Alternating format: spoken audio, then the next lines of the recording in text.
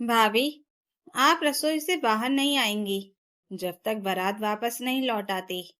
मेरी ननद पायल ने बाहर से कुंडी लगाते हुए कहा, और अगले ही पल दरवाजा बंद होने की तेज आवाज पूरे छोटे से स्टोरनुमा कमरे में गूंज उठी। कुछ सेकंड तक मुझे समझ ही नहीं आया कि अभी हुआ क्या है। मैं दरवाजे तक भागी और जोर से धक्का दिया, लेकिन कुंडी बाहर से लगी थी। पायल, ये मजाक मत करो, दरवाजा खोलो। मैंने आवाज लगाई, लेकिन बाहर से सिर्फ हंसी सुनाई दी। आज देवर की शादी है भाभी, कहीं आप फिर से सबका ध्यान अपनी तरफ ना खींच लो, इसलिए यहीं रहिए। और उसके बाद उनके कदमों की आवाज दूर चली गई। मैं वहीं खड़ी रह गई। आंखों के सामने अंधेरा सा छा गया। आज मेरे देवर अंशुल की शादी थी।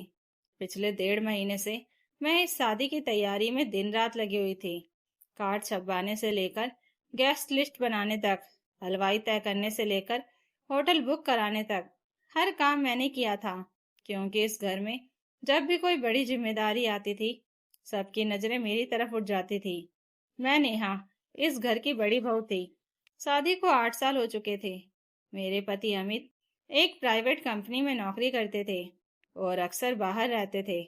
इस बीच घर की लगभग सारी जिम्मेदारी मेरे कंधों पर आ गई थी। लेकिन जिम्मेदारी मिलने और सम्मान मिलने में बहुत फर्क होता है।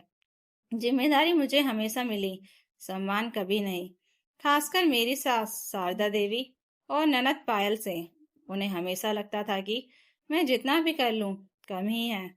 पिछले कुछ सालों में मैंने उनकी हर बात मानी।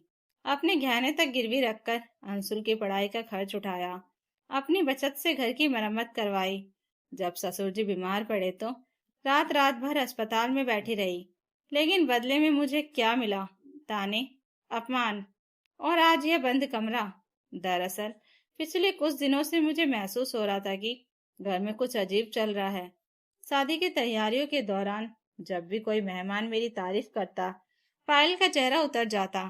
भाभी ने तो पूरा घर संभाल रखा है। कोई कह देता तो वह तुरंत बोल पड़ती, अरे, इसमें कौन सा बड़ा काम है। जब हलवाई ने कहा कि शादी का आधा इंतजाम तो नेहा भाभी ने अकेले संभाल लिया, तब भी उसके चेहरे पर जलन साफ दिख रही थी। लेकिन मैंने कभी ध्यान नहीं दिया। मुझे लगा शादी का तनाव होगा। आज सुबह भी मैं सबसे पहले उठी थी। 4 बजे से रसोई में थी। 200 मेहमानों के नाश्ते की व्यवस्था देखी, दुल्हन वालों के स्वागत की तैयारी की, यहाँ तक कि पायल का महंगा लहंगा प्रेस करवाने भी खुद गई। लेकिन दोपहर में अचानक पायल मेरे पास आई और बोली, भाभी, स्टोर रूम में रखा मिठाई का डिब्बा ले आइए। जैसे ही मैं अंदर गई, उसने दरवाजा बंद कर दिया। पहले तो मुझे विश्वास ही नहीं हुआ कि कोई इतना नीचे गिर सकता है। मैं लगातार दरवाजा पीटती रही। लगभग आधे घंटे बाद मेरी आवाज बैठने लगी। तभी मुझे बाहर से कुछ लोगों की बातें सुनाई दी। अरे, बड़ी बहू कहाँ है? किसी रिश्तेदार ने पूछा। जवाब में मेरी सास की आवाज आई, उसकी तबीयत खराब हो गई है, कमरे में आराम कर रही है। मैं सन रह गई। मतलब यह सब पहले से तय था। तभी मुझे एक और बात याद आई। पिछले हफ्ते मैंने गलती से पायल और शारदा देवी की बातचीत सुन ली थी। पायल कह रही थी, हर जगह नेहा भाभी की तारीफ होती है, शादी में भी सब उन्हीं को पूछेंगी, लोग समझेंगे कि मैं इस घर की बेटी नहीं हूँ। तब शारदा देवी ने उसे समझाया था, लेकिन अब मुझे समझ में आ रहा है कि समझाने का नाटक किया गया था। दरअसल वे दोनों चाहती थी कि शादी के दिन मैं सबसे दूर रहूं, ताकि सारा ध्यान पायल पर रहे। शाम होने लगी। बाहर बैंड बाजे की आवाज आने लगी। बारात निकलने वाली थी और मैं उस कमरे में बंद थी, जिसे शायद महीनों से साफ भी नहीं किया गया था। वहां एक छोटी सी खिड़की थी, जिससे सिर्फ आकाश का एक कोना दिखाई देता था।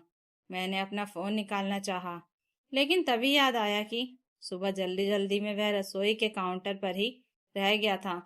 पहली बार मुझे डर लगा, लेकिन अगले ही पल मेरे भीतर कुछ बदल गया। मैंने खुद से कहा, नेहा, तू वही औरत है जिसने इस घर को सालों तक संभाला है। तू रोएगी नहीं। मैं चुपचाप एक पुराने ट्रंक पर बैठ गई। बाहर से शहनाई की आवाज आ रही थी। अचानक लगभग 1 घंटे बाद मुझे खिड़की के पास किसी की आवाज सुनाई दी। भाभी। मैं चौंक गई। यह अंशुल की आवाज थी। मैं खिड़की के पास भागी। नीचे आंगन के पिछले हिस्से में वह खड़ा था। भाभी, आप यहाँ क्या कर रही हैं? उसने हैरानी से पूछा। मेरी आंखों में आंसू आ गए। मैंने सारी बात बता दी। आंसुल का चेहरा गुस्से से लाल हो गया। क्या? मम्मी और पायल ने आपको बंद कर दिया? मैंने सिर हिला दिया। कुछ सेकंड तक वह चुप रहा, फिर बोला, भाभी, आप चिंता मत कीजिए, मैं अभी दरवाजा खुलवाता हूँ। लेकिन मैंने उसे रोक दिया। नहीं अंशुल, अभी बारात निकलने वाली है, तमाशा मत होने देना। वह कुछ सोचने लगा, फिर उसने धीरे से कहा, भाभी, शायद अब तमाशा रोकना मेरे हाथ में नहीं है। उसके शब्द सुनकर मैं हैरान रह गई। क्या मतलब? अंशुल ने चारों तरफ देखा, फिर धीमी आवाज में कहा, आज सुबह मुझे एक ऐसी बात पता चली है जिसे सुनकर मेरे पैरों तले जमीन खिसक गई। और उस बात का संबंध सीधे आपसे है। मेरा दिल तेजी से धड़कने लगा। कौन सी बात? मैंने पूछा। अंशुल ने जवाब दिया, जिस लड़की से मेरी शादी होने जा रही है, उसने एक शर्त रखी है जिसे सुनकर मम्मी और पायल के होश उड़ जाएंगे। मैं कुछ समझ नहीं पाई। तभी बाहर से किसी ने अंशुल को आवाज दी, दूल्हे राजा, बारात निकलने वाली है। अंशुल ने जाते जाते मेरी तरफ देखा और कहा, भाभी, बस थोड़ा इंतजार कीजिए। आज रात इस घर में जो होने वाला है, उसके बाद कोई भी पहले जैसा नहीं रहेगा। और वह वहां से चला गया। मैं खिड़की के पास खड़ी रह गई। बाहर शहनाइयां बज रही थी, बारात निकल रही थी, पूरा घर जश्न में डूबा था। लेकिन मुझे महसूस हो रहा था कि इस शादी में कोई ऐसा तूफान आने वाला है जो सालों से छिपे हुए सच को सबके सामने ला देगा। मैं उस छोटे से कमरे में बंद थी और बाहर मेरे देवर अंशुल की बारात निकल चुकी थी। लेकिन मेरे मन में बार बार एक ही सवाल घूम रहा था, अमित कहाँ है? क्या उसे पता भी है कि उसकी पत्नी को उसकी ही माँ और बहन ने शादी वाले दिन कमरे में बंद कर रखा है? तभी मुझे याद आया कि अमित सुबह से ही शादी की कुछ जरूरी व्यवस्था के लिए दूसरे शहर गया हुआ था। एक रिश्तेदार की अचानक तबीयत खराब होने के कारण उसे अस्पताल और बैंक के कुछ काम निपटाने पड़े थे। उसने सुबह मुझसे फोन पर बात की थी और कहा था, नेहा, शाम तक पहुंच जाऊंगा, तुम चिंता मत करना। लेकिन उसके बाद मेरा फोन रसोई में छूट गया और मैं यहाँ कैद हो गई। उधर शादी का मंडप सज चुका था, बारात दुल्हन के घर पहुंच गई थी। सब कुछ सामान्य दिख रहा था, लेकिन अंशुल के चेहरे पर बेचैनी साफ दिखाई दे रही थी। जयमाला से पहले दुल्हन रिया ने अचानक कहा कि उसे अंशुल और उसके परिवार से एक जरूरी बात करनी है। सब लोग हैरान रह गए। रिया ने माइक हाथ में लिया और बोली, फेरे लेने से पहले मेरी एक शर्त है। पूरा मंडप शांत हो गया। शारदा देवी और पायल मुस्कुराने लगी। उन्हें लगा शायद कोई छोटी मोटी रस्म होगी। लेकिन अगले ही पल रिया ने कहा, मैं उस घर में तभी बहू बनकर जाऊंगी जब उस घर की बड़ी बहू को उसका सम्मान मिलेगा। यह सुनते ही शारदा देवी का चेहरा उतर गया। पायल घबरा गई। अंशुल चुपचाप खड़ा था। रिया ने आगे कहा, आज सुबह मैंने अपनी आंखों से देखा कि नेहा भाभी को किस तरह नजरअंदाज किया गया। पिछले कई महीनों से अंशुल मुझे उनके बारे में बताता रहा है।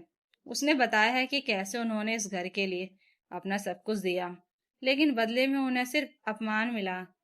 और आज तो हद हो गई, उन्हें शादी से दूर रखने के लिए कमरे में बंद कर दिया गया। यह सुनते ही पूरे मंडप में खुसर पुसर शुरू हो गई। रिश्तेदार एक दूसरे का चेहरा देखने लगे। शारदा देवी हड़बड़ा गई। यह झूठ है, उन्होंने चिल्लाकर कहा। लेकिन तभी अंशुल आगे बढ़ा और बोला, नहीं माँ, यह सच है। मैंने अपनी आंखों से भाभी को कमरे में बंद देखा है। यह सुनकर सब लोग स्तब्ध रह गए। पहली बार अंशुल अपनी माँ के खिलाफ खड़ा हुआ था। तभी मंडप के पीछे से एक और आवाज आई, और मैं भी यह सच जानना चाहता हूँ। सबने पीछे मुड़कर देखा। वहां अमित खड़ा था। उसके चेहरे पर गुस्सा साफ दिखाई दे रहा था। वह कुछ देर पहले ही वापस लौटा था। घर पहुंचते ही उसे पता चला कि नेहा कहीं दिखाई नहीं दे रही।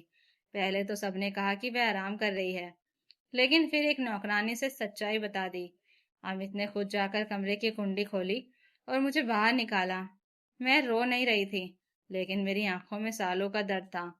अमित मुझे अपने साथ लेकर सीधे शादी के मंडप में पहुंच गया था। पूरे परिवार के सामने उसने अपनी माँ से पूछा, क्या यह सच है? शारदा देवी चुप रही। पायल की नजरें झुक गई। वही चुप्पी अब सब कुछ बता रही थी। अमित का चेहरा लाल हो गया। 8 साल तक नेहा ने इस घर के लिए क्या नहीं किया। जब पापा अस्पताल में थे, तब कौन रात रात भर जागा। जब अंशुल की फीस भरने के पैसे नहीं थे, तब किसने अपनी बचत दी। जब घर टूट रहा था, तब किसने अपने गहने बेचकर मरम्मत करवाई। और आज उसी को कमरे में बंद कर दिया गया। पूरे मंडप में सन्नाटा छा गया। रिश्तेदार, जो हमेशा शारदा देवी की हाँ में हाँ मिलाते थे, आप कुछ नहीं बोल पा रहे थे। तभी रिया ने कहा, अगर नेहा भाभी का सम्मान नहीं होगा, तो मैं यह शादी नहीं करूंगी। यह सुनते ही सबके होश उड़ गए। शारदा देवी को पहली बार एहसास हुआ कि उनकी एक गलती पूरे परिवार की इज्जत पर भारी पड़ सकती है। वह धीरे धीरे मेरे पास आई। उनकी आंखों में आंसू थे। उन्होंने सबके सामने कहा, नेहा, मैंने तुझे हमेशा परखा, लेकिन कभी समझा नहीं। आज मुझे अपनी गलती का एहसास हो गया है। यह पहली बार था जब उन्होंने इतने लोगों के सामने अपनी गलती स्वीकार की। पायल भी रोते हुए मेरे पैरों के पास बैठ गई। भाभी, मुझे माफ कर दो। मैं आपकी तारीफ से जलती थी। मुझे लगता था कि घर में सब आपको ज्यादा महत्व देते हैं। उसकी बात सुनकर मुझे पहली बार समझ आया कि उसकी नफरत की जड़ क्या थी। वह ईर्ष्या थी, कोई और वजह नहीं। मैं कुछ पल तक सबको देखती रही। 8 साल का दर्द एक पल में खत्म नहीं हो सकता था। लेकिन उस दिन पहली बार मुझे लगा कि सच सामने आ चुका है। मैंने रिया की तरफ देखा। उसने मुस्कुराकर मेरा हाथ पकड़ लिया और कहा, भाभी, जिस घर में मैं बहू बनकर जा रही हूँ, वहां सबसे पहले आपका सम्मान होना चाहिए। उसकी बात सुनकर पूरा मंडप तालियों से गूंज उठा।